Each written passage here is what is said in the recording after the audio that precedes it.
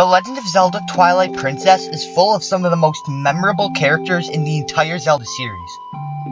It's one of those games where you become attached emotionally to the characters as if you knew them in real life. I don't know if it's just me, but whenever I think about the characters in Twilight Princess, I get extremely nostalgic. Like I said, you become extremely attached emotionally to the character throughout the course of the game, and if you've beaten Twilight Princess, then you know exactly what I'm talking about. Anyway, here you go. Best of Twilight Princess, top 5 characters.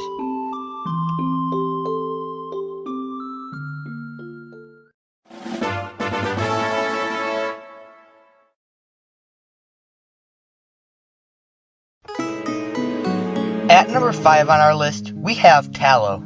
Now, though Tallow can be a pretty annoying character at times, I had to give him credit for one reason, and that reason is that Tallow kinda reminds me of how I used to be as a kid. Curious, rebellious, adventurous, and the whole 9 yards. Anyway, as Twilight Princess progressed, you became more and more attached to this character. Even though it was a tough choice between him and another character for the number 5 spot, I just felt a need that I had to include him on this list.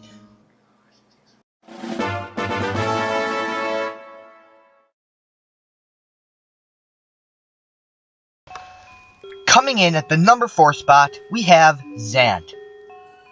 I'm just gonna cut to the chase and say that I don't care that the final part of the game makes him look pathetic.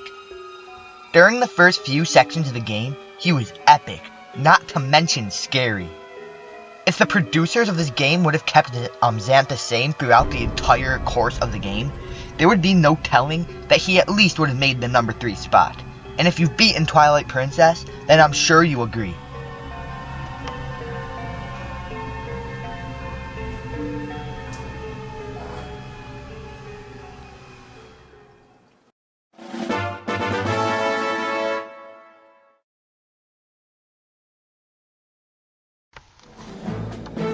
At number 3 on my list is a very memorable, not to mention cool character of the Legend of Zelda series, Hero's Shade.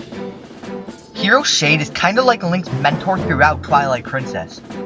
You will originally run into him disguised as a golden wolf, and he will unveil himself as an armored skeleton warrior. He will teach Link a variety of techniques throughout the game, such as the ending blow, the shield bash, and the helm splitter. So, not only does this amazing character have a kick-butt design, but he is also an amazing addition to Twilight Princess.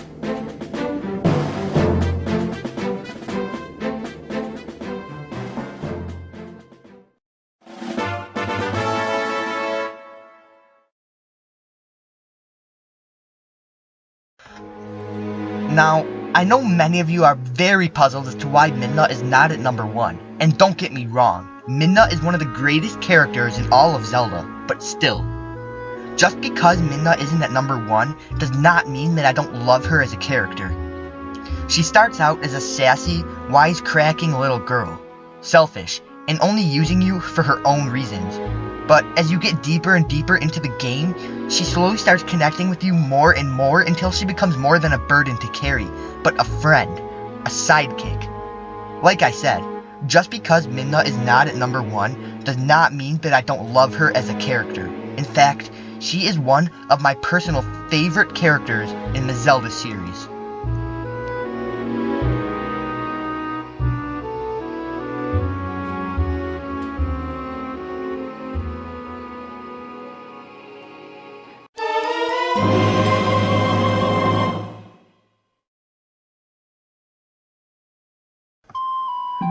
At number 1, as my favorite character in all of Legend of Zelda Twilight Princess, is Ilia. Okay, yes, I'm choosing Ilia over Midna. Go ahead and hate on me all you want, because I don't really care.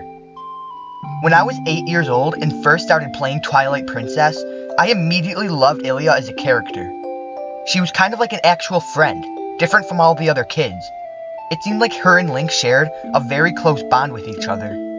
Now, if you've beaten Twilight Princess, you will know that Ilia falls into a major memory loss, and you are the one to recover her.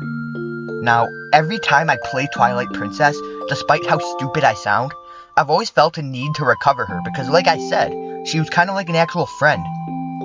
No other Zelda game has done a better job in developing a character like they did with Ilia. I know I've been ranting on for quite a while now, so I will just wrap this one up and say that Ilia is not only my favorite character in all of Twilight Princess, but one of my favorite characters in all of Legend of Zelda.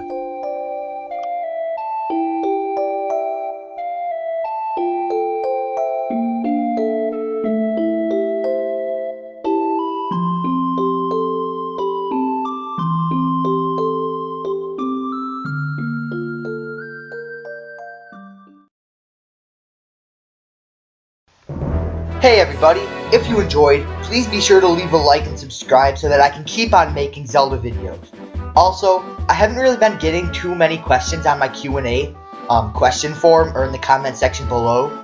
So, if you have a question that's Zelda related, I'm going to be making like a mailbag on Zelda.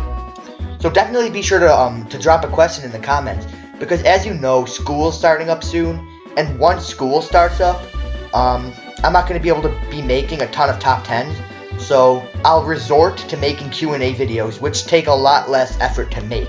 So like I said, if you have a question that's Zelda related, please do me a favor and ask one in the comment section below, and I can almost guarantee that it will be answered on one of my Q&A videos. So that's about it, other than may I ask you to leave a like and subscribe so that I can keep on making ZeldaNation videos. If you have a friend that's into Legend of Zelda, be sure to share my YouTube videos with him, see if he likes them or not, and that's about it. You can find my Facebook and Twitter and my blogspot in the description below, and you can click on any of my annotations to watch my previous video, Best of the Wind Waker Top 10 Themes, subscribe, or go to my Let's Play channel. That's about it for today, and we'll see you hopefully soon.